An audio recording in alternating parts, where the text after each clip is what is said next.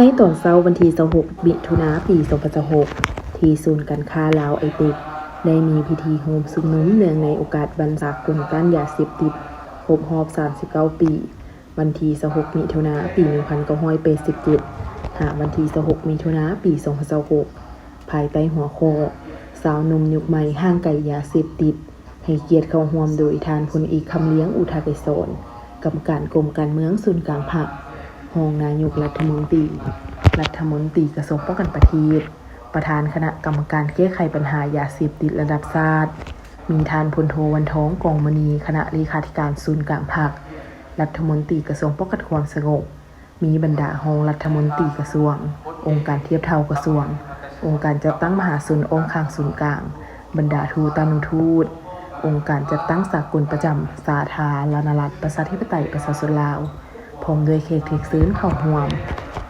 โอกาสนี้ท่านพลเอกคำเลียงอุทาไกรสอนได้มีคำเห็นต่อพิธีโฮมชุมนุมครั้งนี้ว่าสภาพการแพร่ระบาดของปัญหายาเสพติดอยู่ในโลกและภาคพื้นมีลักษณะเป็นเครือข่ายข้ามชาติแน่นหนา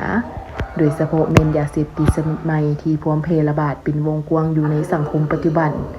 ซึ่งได้เพิ่มทวีความอันตรายร้ายแรงเสื่อมโยงกับปัญหาการโกงการให้การค้าอาวุธอาชญากรรมข้ามชาติการฟอกเงิน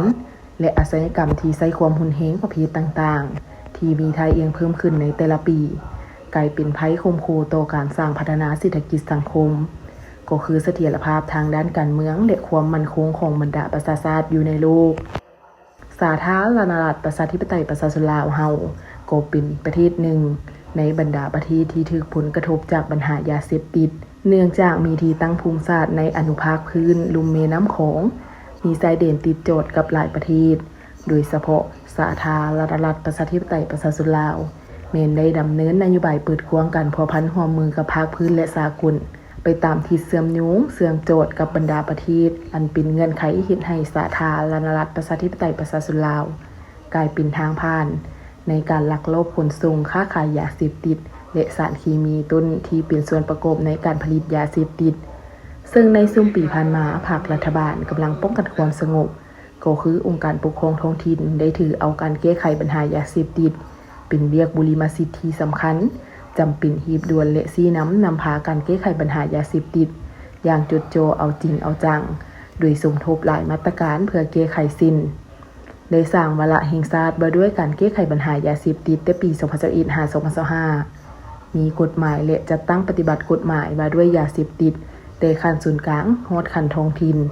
โดยแม่นกระทรวงป้องกันความสงบคณะกรรมการแก้ไขปัญหายาเสพติดระดับชาติเป็นใจกลางภายหลังสรุปการจัดตั้งปฏิบัติวาระแห่งชาติว่าด้วยการแก้ไขปัญหายาเสพติดระยะแต่ปี2021หาปี2025แต่เห็นว่าเวียกงานแก้ไขปัญหายาเสพติดแม้นมีความจำเป็นต้องได้สืบต่อเป็นแผนงานแห่งชาติพร้อมทั้งสืบต่อปรับปรุงกฎหมายนิติกรรมลุมกฎหมายจำนวนหนึ่งเพื่อรับประกันให้เวียกงานแก้ไขปัญหายาเสพติดแต่ปี2026หาปี2030ให้มีผลสำเร็จพร้อมเดียวกันนั้นผู้เข้าร่วมในพิธียังได้ชมสารคดีวาระแห่งชาติว่าด้วยการแก้ไขปัญหายาเสพติดชมรูปภาพวางแสดงผลงานการแก้ไขบรรดาลายยาเสพติดในระยะผ่านมาและกิจกรรมถามตอบแลกเปลี่ยนความรู้เกี่ยวกับผลร้ายความเป็นอันตรายวิธีป้องกันสกัดกั้นปัญหายาเสพติดเพื่อเฮ็ดให้ผู้เข้าร่วมนำไปจัดตั้งพันขยายและพร้อมกันมีส่วนร่วมในการสงสัยแก้ไขปัญหายาเสพติดให้หมดไปจากสังคม